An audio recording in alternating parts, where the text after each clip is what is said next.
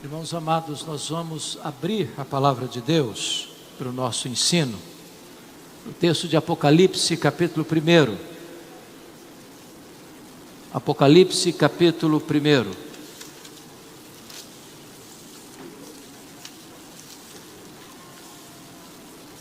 Fazendo a leitura até o versículo 20. Está escrito o seguinte: revelação de Jesus Cristo que Deus lhe deu para mostrar aos seus servos as coisas que em breve devem acontecer, e que ele, enviando por intermédio do seu anjo, notificou ao seu servo João, o qual atestou a palavra de Deus e o testemunho de Jesus Cristo quanto a tudo o que viu. Bem-aventurados aqueles que leem, aqueles que ouvem as palavras da profecia e guardam as coisas nela escritas, pois o tempo está próximo. João, mais 7 igrejas que se encontram na Ásia, graça e paz a vós outros, da parte daquele que é, que era e que há de vir, da parte dos 7 espíritos que se acham diante do seu trono, e da parte de Jesus Cristo, a fiel testemunha, o primogênito dos mortos e o soberano dos reis da terra, àquele que nos ama e pelo seu sangue nos libertou dos nossos pecados e nos constituiu reino, sacerdotes para o seu Deus e Pai. A Ele a glória e o domínio pelos séculos dos séculos. Amém. Eis que vem com as nuvens, e todo o olho verá, até quantos o traspassaram. E todas as tribos da terra se lamentarão sobre ele, certamente. Amém. Eu sou o Alfa e o Ômega, diz o Senhor, Deus, aquele que é, que era e que há de vir, o Todo-Poderoso. Eu, João, irmão vosso e companheiro na tribulação, no reino e na perseverança. Em Jesus achei-me na ilha chamada Patmos por causa da palavra de Deus e do testemunho de Jesus. Achei-me em espírito no dia do Senhor, e ouvi por detrás de mim grande voz como de trombeta dizendo: o que vês escreve em livro e manda às 7 igrejas: Éfeso, Esmirna, Pérgamo, Tiatira, Sardes, Filadélfia e Laodiceia. Voltei-me para ver quem falava comigo, e voltado vi 7 candeeiros de ouro, e no meio dos candeeiros um semelhante a filho de homem, com vestes talares e cingido à altura do peito com uma cinta de ouro. A sua cabeça e cabelos eram brancos como a alva lã, como neve, os olhos como chama de fogo, os pés semelhante ao bronze polido, como que refinado numa fornalha, a voz como voz de muitas águas. Tinha na mão direita 7 estrelas, e da boca saía-lhe uma afiada espada de 2 gumes. O seu rosto brilhava como o sol na sua força. Quando o vi, caí a seus pés como morto. Porém ele pôs sobre mim a mão direita, dizendo: não temas, eu sou o primeiro e o último, e aquele que vive. Estive morto, mas eis que estou vivo pelos séculos dos séculos, e tenho as chaves da morte e do inferno. Escreve, pois, as coisas que viste, e as que são, e as que hão de acontecer depois destas. Amém.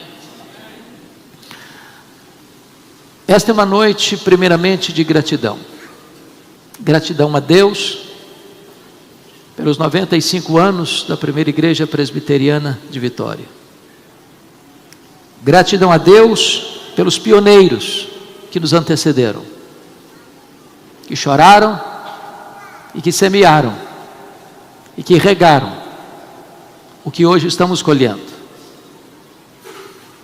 Esta é uma noite de agradecimento por aqueles que estão com as mãos no arado, trabalhando para o avanço da obra de Deus e a expansão do Evangelho em nossa linda capital e em todo o hospitaleiro estado do Espírito Santo.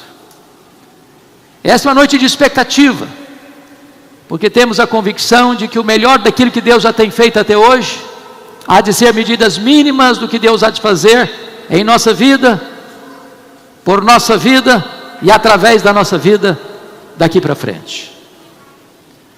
Mas esta não é uma noite que falarei da primeira igreja, nem do presbiterianismo em solo capixaba. Gostaríamos então de falar daquele que é a razão de estarmos aqui, daquele que é o centro e o eixo da nossa vida, o conteúdo da nossa pregação, o alvo da nossa gloriosa esperança. Eu quero falar para vocês nesta noite sobre Jesus de Nazaré, o nosso glorioso Redentor. O livro de Apocalipse é o apogeu da revelação bíblica. Retrata o pináculo da nossa fé. Apresenta-nos a pessoa de Cristo, aquele que é o centro da eternidade, da história, da igreja, o centro da nossa salvação, da nossa esperança, do céu e de toda a eternidade. Aquele que é tudo nos conselhos de Deus, aquele que é tudo na nossa salvação, porque não há nenhum outro nome dado entre os homens pelo qual importa que sejamos salvos. Aquele que é tudo na criação, porque tudo foi feito por intermédio dele, sem ele nada do que foi feito se fez. Aquele que é tudo na providência, porque é ele quem sustenta todas as coisas pela palavra do seu poder. Aquele que é tudo na Bíblia, porque é tudo no Antigo Testamento. Todo o Antigo Testamento aponta para ele e prefigura ele. Ele é o Cordeiro da Páscoa, ele é o tabernáculo, é simbolizado pelo templo, simbolizado pelos sacrifícios, pelas festas, pelo sábado, enfim, tudo era a sombra dele e ele é a realidade. Ele é tudo no Novo Testamento. Ele é o Verbo que se fez carne. Ele é o Cordeiro de Deus que foi morto, mas está vivo pelos séculos dos séculos e tem as chaves da morte e do inferno. Ele é a nossa esperança, ele é a nossa justiça, ele é a nossa alegria, ele é a nossa paz, ele é a razão da nossa vida. E este último livro da Bíblia, como acrópole da nossa esperança, fala-nos deste Cristo glorioso. E eu gostaria então que nós pudéssemos olhar para esse texto, mas não sem antes olhar o contexto, porque a Bíblia diz que a perseguição à igreja está crudelíssima. Os cristãos estão sendo crucificados, queimados vivos, jogados às feras, estão sendo desterrados, espoliados, perseguidos. Os apóstolos do Senhor Jesus, todos sem exceção, ou melhor, com exceção de João, foram martirizados. O apóstolo João, o último sobrevivente, é pastor em Éfeso, na Ásia Menor.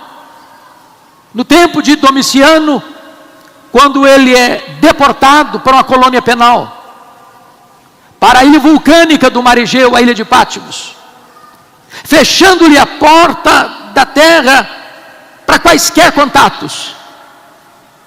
Mas é nessa conjuntura de perseguição atroz, de choro amargo, de sangue derramado, de opressão política e religiosa, é que num cenário que aparentemente não tinha saída, Deus abriu para João uma porta no céu e disse: sobe para aqui e eu te mostrarei as coisas, não que talvez aconteçam, não que podem acontecer, eu te mostrarei as coisas que devem acontecer.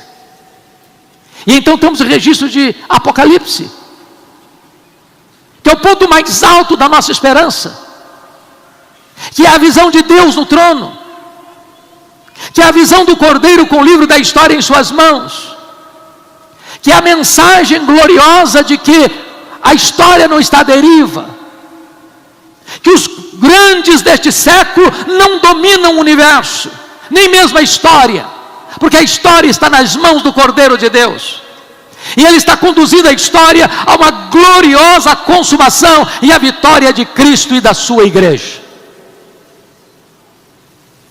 Era um dia de domingo, era o dia do Senhor, quando João escuta atrás dele uma voz como de trombeta dizendo: que vês, escreve em livro e manda às 7 igrejas: Éfeso, Esmirna, Pérgamo, Tiatira, Sardes, Filadélfia e Laodiceia. Quando João se volta para ver quem falava com ele, ele vê as 7 igrejas, os 7 candeeiros, e no meio dos candeeiros um semelhante a filho de homem. E a primeira visão que João tem de Jesus é que ele é o rei dos reis, é que ele é o grande sumo sacerdote, é aquele que está no trono, é aquele que tem as rédeas da história em suas mãos, é aquele que levanta reinos e derruba reinos, é aquele que levanta reis e faz reis apiarem do poder, aquele que está no controle de todas as coisas, aquele que é o Rei dos reis e o Senhor dos senhores. Mas João vê também o Cristo glorioso como o nosso grande sumo sacerdote, como aquele que é o ofertante e a oferta, é o sacerdote e o sacrifício, aquele que verteu o seu sangue para nos comprar e nos redimir para Deus.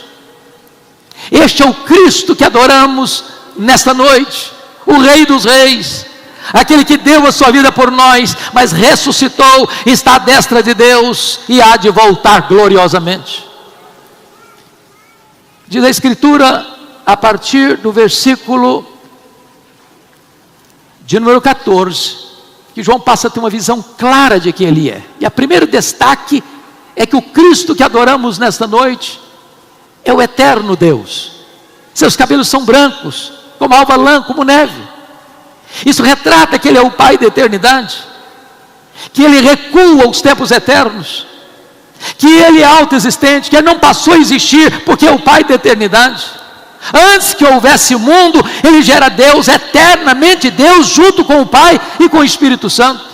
Ele precede ao tempo, Ele precede a história, Ele é o Deus eterno. Mas encontramos também que este Deus, conforme o versículo 14, Ele é onisciente, porque os seus olhos são como chamas de fogo. Isso retrata que Ele sabe tudo, Ele conhece a todos, Ele sonda tudo, nada fica oculto aos seus olhos. Ele anda no meio das igrejas, Ele sonda as igrejas, Ele exorta as igrejas, Ele adverte as igrejas, Ele consola as igrejas, Ele faz promessas para as igrejas, e só Ele pode dizer para a sua igreja: eu conheço as tuas obras, eu conheço o lugar onde tu habitas, eu conheço a tua tribulação, eu conheço a tua pobreza, mas tu és rico. Ele está aqui e Ele sabe tudo a seu, a meu e a nosso respeito. Ele é o Deus onisciente. João olha para Ele, conforme o versículo 15, e o vê como onipotente. Seus pés são semelhantes a bronze polido. Isso significa, irmãos, que ninguém ameaça Jesus, ninguém coloca Jesus numa situação de embaraço, ninguém coloca Jesus numa situação de possibilidade de fracasso ou derrota.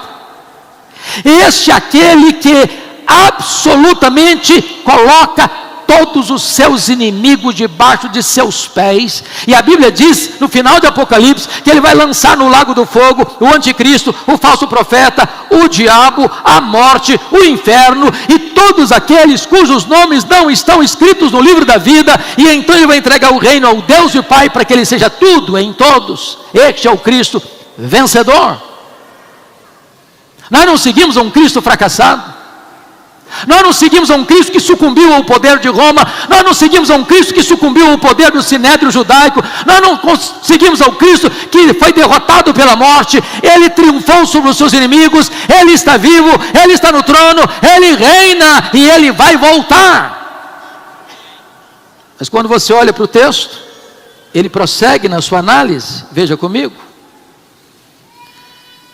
e o versículo de número 15 diz que Ele é irresistível, porque a sua voz é como voz de muitas águas. Veja comigo, aqui Ele está falando do poder irresistível da sua voz. E a voz do Cristo é a voz do Evangelho. O Evangelho é vitorioso. É por isso que você e eu estamos aqui. Um dia nós ouvimos essa voz, e na medida em que nós ouvimos essa voz, Deus tirou o tampão dos nossos ouvidos, Deus tirou a venda dos nossos olhos, Deus foi lá dentro de nós e arrancou de nós o coração de pedra e nos deu um coração de carne. Deus mudou as disposições íntimas da nossa alma, e nós ouvimos essa voz doce e suave nos chamando, e nós então fomos atraídos para Ele com cordas de amor.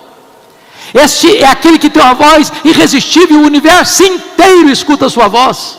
Ele deu uma ordem, o sol aparece. Ele deu uma ordem, as estrelas surgem. Ele deu uma ordem, um verme corta uma planta. Ele deu uma ordem, uma mula profetiza. Ele deu uma ordem, os demônios batem em retirada. Ele deu uma ordem, os anjos saem para obedecer o seu comando. Ele deu uma ordem, o universo inteiro se dobra. O mar obedece, o vento se aquieta. A sua voz é poderosa, e a voz que sai da sua boca é como voz de muitas águas. Bendito seja o Senhor. Quando você olha o texto, no versículo 16, ele tem o controle da liderança da igreja, e louvado seja Deus por isso. A nossa vida não está guardada por estruturas eclesiásticas, a nossa vida está guardada por aquele que é o supremo pastor da igreja. Diz o texto que ele é vencedor porque uma afiada espada de 2 gumes sai da sua boca. Isso é maravilhoso, porque às vezes se tem a ideia de que na grande batalha do Armagedon, a batalha final, se imagina grandes multidões enfileiradas para a batalha, com armas pesadas, numa grande conflagração mundial. Mas o retrato que a Bíblia nos mostra é que nessa grande batalha final, só uma arma será acionada, é a espada que sai da boca do Cordeiro de Deus, é a palavra do juízo, é a palavra da vitória. É por isso que a Bíblia diz que ele vai matar o anticristo com o sopro da sua boca. Ninguém pode resistir ao juízo que procede da sua boca. Ele é o supremo juiz, ele é o rei dos reis, ele é o vencedor invicto em todas as batalhas. Mas amados, a visão que João tem do Cristo da glória é tão bonita, porque notem comigo que ele vai descrever no verso 16, na parte final, que o seu rosto brilhava como o sol na sua força. Você já contemplou o sol brilhando na sua força? Já mirou o sol por 5 minutos?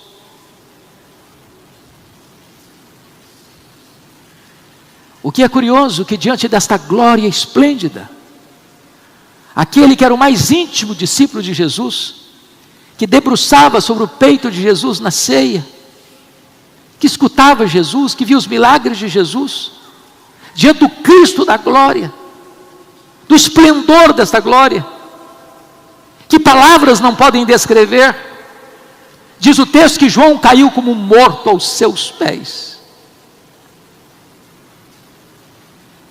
A glória é tamanha, que João não conseguiu suportar aquela manifestação tão bendita, tão extraordinária, tão eloquente, tão viva, tão poderosa.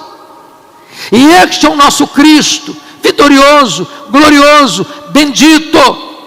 O Cristo que João vê não é mais aquele Cristo suando o sangue do Getsemane, não é mais o Cristo esbordoado e cuspido do Sinédrio, não é mais aquele Cristo vilipendiado e espancado do pretório romano, não é mais aquele Cristo que caminha trópico e zangue pelas apinhadas ruas de Jerusalém, sob os apupos e vaias de uma multidão ensandecida. O Cristo que João vê não é o Cristo humilhado, pregado naquele lenho maldito.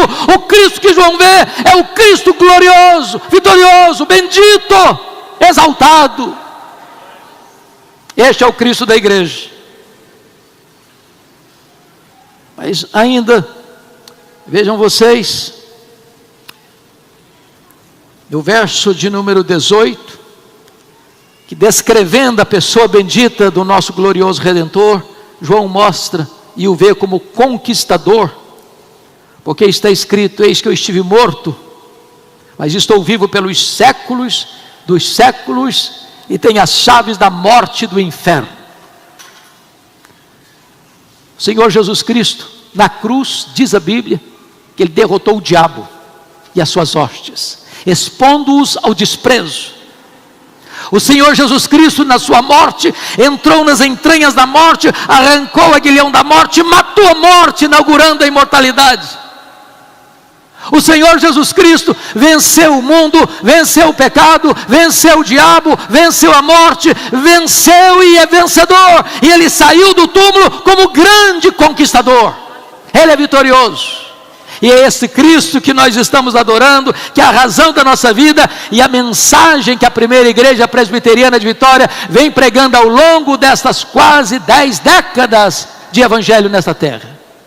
Mas finalmente, quem Ele é, o Cristo da glória, João vê como restaurador, porque diz a Escritura, que o Senhor põe a mão sobre ele e diz: não temas, não temas, eu sou o primeiro, eu sou o último, eis que eu estive morto, mas eu estou vivo pelos séculos dos séculos. E o Senhor restaura João, e levanta João, e ergue João, para ver o que nenhum olho tinha visto, para ouvir o que nenhum ouvido tinha ouvido, para receber a gloriosa revelação do que há de acontecer necessariamente depois dessas coisas.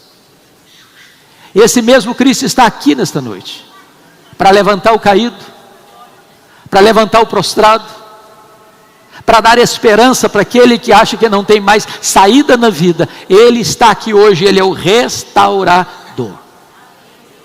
Mas, amados irmãos, tendo visto no texto a descrição do nosso glorioso Redentor, vamos em segundo lugar agora olhar a sua gloriosa obra. E eu quero destacar aqui 4 coisas. Primeiro, versículo 5 diz que Ele é aquele que nos amou. Os puritanos do século 17, lá na Inglaterra, diziam assim: achas pouco seres amado por Deus?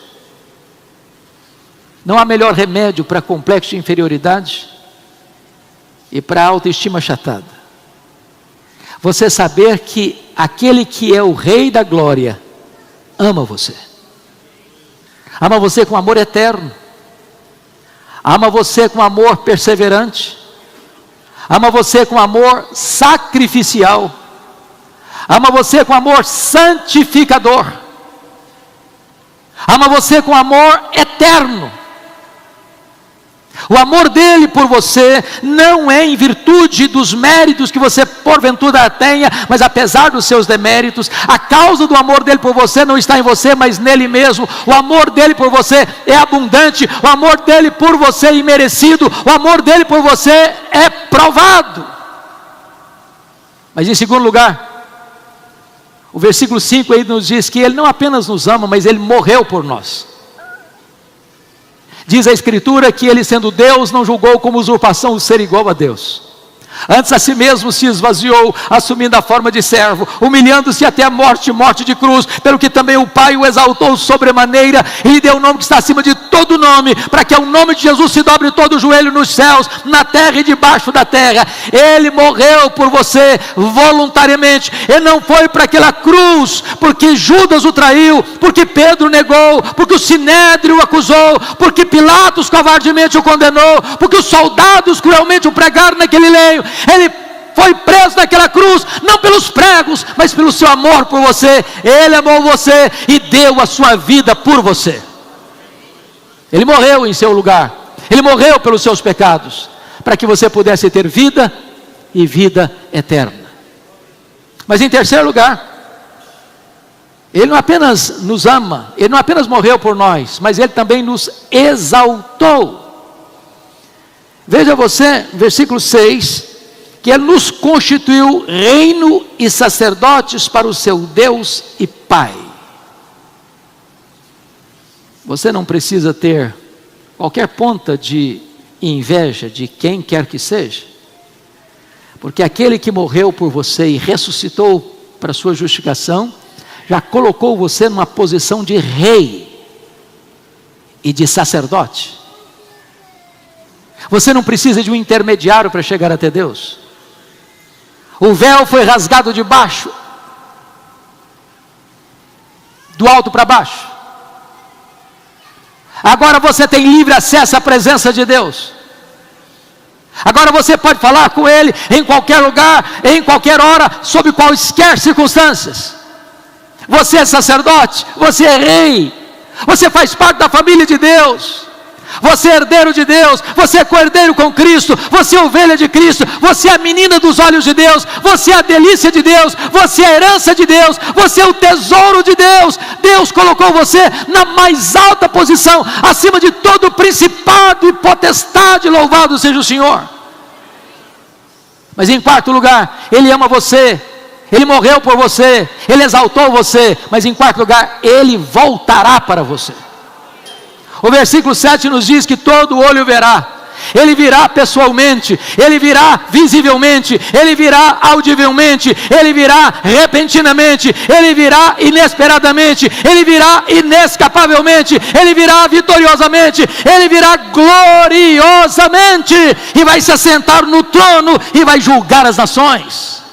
Este é o Cristo que adoramos, este é o Cristo que servimos, e é nele que nós vivemos, e é para ele que nós existimos, e é para pregar a palavra dele que estamos aqui até hoje, nesta cidade, neste estado, nesta nação. Mas amados, eu quero concluir dizendo que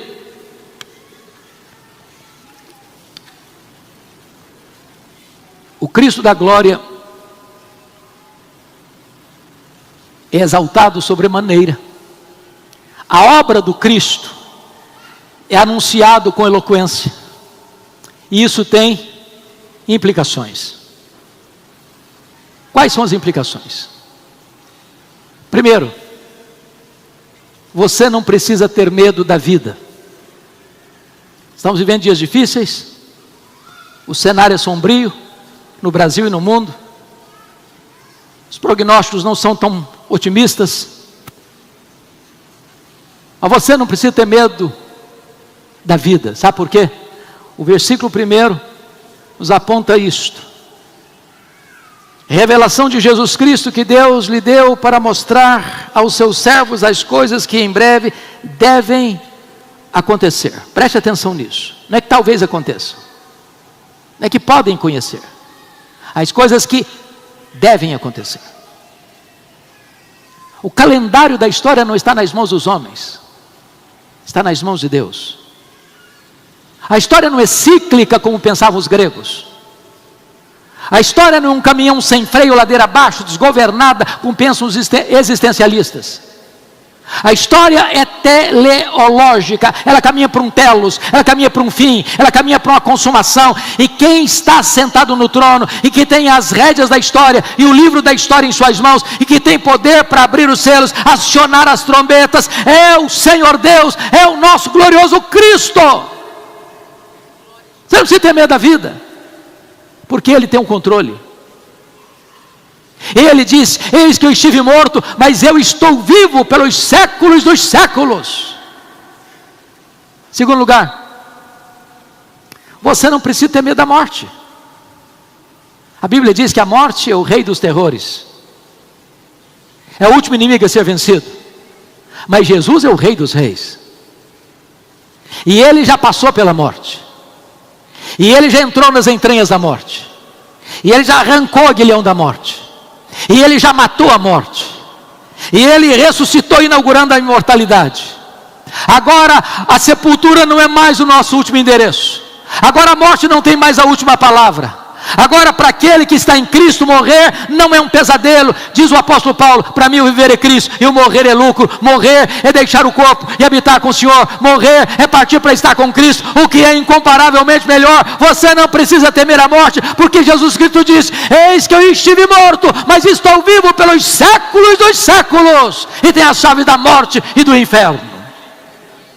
Meus amados irmãos, não precisamos temer a vida, não precisamos temer a morte, mas finalmente, nós não precisamos ter medo da eternidade, do amanhã, do futuro, das dobras do futuro, das sombras do futuro.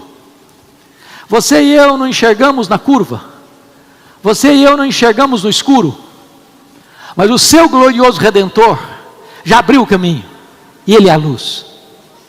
E lá na eternidade, insondável eternidade, no desdobrar de milênios e milênios, lá está Ele, e nós estaremos com Ele. O amanhã é dele, o futuro pertence a Ele, e a nossa vida está segura nas mãos dEle. Nós não precisamos ter medo, porque nem morte, nem vida, nem anjos, nem principados, nem poderes, nem altura, nem profundidade, nem qualquer outra criatura poderá nos separar do amor dele que está em Cristo Jesus nosso Senhor. A vida está segura, e segura nos braços do nosso glorioso Redentor. E eu quero concluir dizendo que quando João o viu, ele caiu aos seus pés, num ato de adoração. Esse mesmo Cristo está aqui hoje, andando no meio desta igreja. O mesmo poder, a mesma glória, a mesma graça, o mesmo amor. O que você fará diante dele nesta noite? Você o reconhece como Rei dos Reis? Você o reconhece como vencedor da morte? Você reconhece que ele morreu por você? Você reconhece que você um dia terá que prestar contas da sua vida a ele? Que nesta noite você se renda a ele, se curve diante dele, que você o adore, que você se renda a ele, porque fora dele não há esperança, porque fora dele não há salvação, porque fora dele não há qualquer segurança, nem no tempo, nem na eternidade. Curva sua fronte por um momento, feche seus olhos. É tempo de nós orarmos e colocarmos nossa vida diante do trono da graça de Deus. O Rei da Glória está aqui, e Ele é poderoso para salvar, e Ele é poderoso para perdoar, e Ele é poderoso para restaurar. Ele é poderoso para colocar de pé o que está caído, trazer esperança ao que está desesperado. Ele é poderoso para curar o que está enfermo. Ele é poderoso para tirar você do fundo do poço e colocar você assentado nas regiões celestes. Ó Deus, louvado seja o teu nome, porque nesta noite viemos aqui para exaltar a Jesus. Nós não temos outro nome, outra motivação, outro propósito, que não dar toda a glória ao nosso Salvador. Que Ele seja engrandecido, amado, servido, adorado.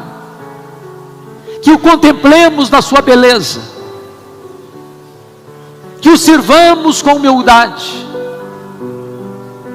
Que a nossa vida seja um preito de adoração e louvor por tão grande amor, por tão sublime obra em nosso favor.